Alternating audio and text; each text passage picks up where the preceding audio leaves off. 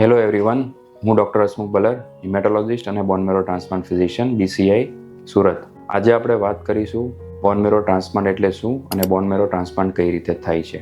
બોન મેરો transplant એટલે દર્દીના જે ખરાબ બોન મેરો છે તેને સારા બોન મેરો સાથે રિપ્લેસ કરવું. હવે બોન મેરો ટ્રાન્સપ્લાન્ટ કઈ રીતે થાય છે? તો બોન મેરો ટ્રાન્સપ્લાન્ટના બે પ્રકાર છે. એક છે ઓટોલોગસ બોન મેરો ટ્રાન્સપ્લાન્ટ અને બીજું છે એલોજેનિક બોન મેરો ટ્રાન્સપ્લાન્ટ. ઓટોલોગસ બોન મેરો ટ્રાન્સપ્લાન્ટમાં આપણે દર્દીના ખુદના સ્ટેમ સેલ લેતા હોઈએ છીએ અને દર્દીને પાછા આપતા હોઈએ છીએ. એલોજેનિક બોન મેરો ટ્રાન્સપ્લાન્ટમાં આપણે ડોનર એટલે કે બીજાના સ્ટેમ સેલ લેતા હોઈએ છીએ. સૌથી પહેલું સ્ટેપ હોય છે એલોજેનિક બોન મેરો ટ્રાન્સપ્લાન્ટમાં ડોનરને શોધવું. ડોનર એટલે શું કે જે હેલ્ધી સ્ટેમ સેલ્સ દર્દીને આપી શકે.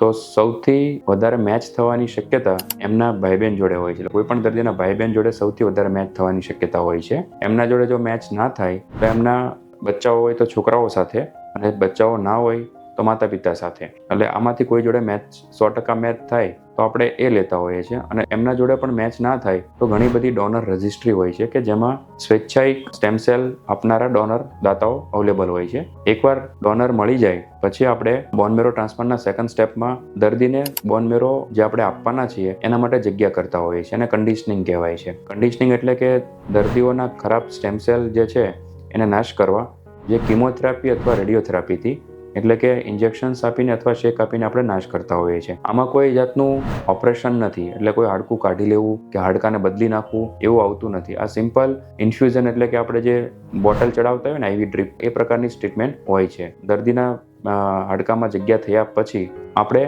ડોનરમાંથી સ્ટેમ સેલ હાર્વેસ્ટ કરતા હોઈએ છીએ. ડોનરમાંથી સ્ટેમ સેલ લેવું એટલે એ બ્લડ ડોનેશનનો એક પ્રકાર છે. એમાં બે રીતે લઈ શકાય છે.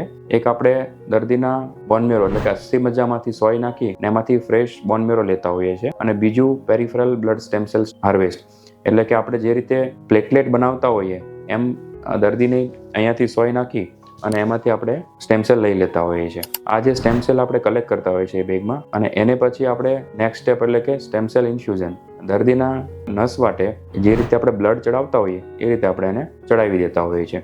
તો આ થયું સ્ટેમ સેલ ઇન્ફ્યુઝન. પછી આ જે સ્ટેમ સેલ જે છે એ દર્દીના શરીરમાં જઈ એટલે રૂટીનલી 8 થી 10 દિવસ પછી એ ગ્રો કરવાનું ચાલુ કરે. એને કહેવાય એન્ગ્રાફમેન્ટ. એટલે કે દર્દીના ખરાબ સેલ્સ હેલ્ધી ડોનર સાથે રિપ્લેસ થઈ જશે અને પછી જે બ્લડ બનશે એ દર્દીનું પોતાનું નહીં હોય પણ ડોનરનું હશે, કે જે હેલ્ધી અને સારું બ્લડ હશે. એટલે જે એના કેન્સર કે થેલેસેમિયા, સિકલ સેલ જે પણ બીમારી હતી એને ક્યોર કરી અને નોર્મલ કરી આપતા હોય છે. સ્ટેપ બાય સ્ટેપ આપણે વાત કરી બોન મેરો ટ્રાન્સપ્લાન્ટની. આમાં તમે સમજ્યા હશો કે આમાં કોઈ જાતની કાપકૂપ, સર્જરી, ઓપરેશન, કોઈ એનેસ્થેશિયા કશું આવતું નથી. આ એક સિમ્પલ મેડિકલ મેનેજમેન્ટ એટલે કે કન્ડિશનિંગ કરી, કિમોથેરાપી આપી અને બ્લડ ઇન્ફ્યુઝન કરીને એન્ગ્રાફમેન્ટ આ રીતે કરવાનું હોય છે.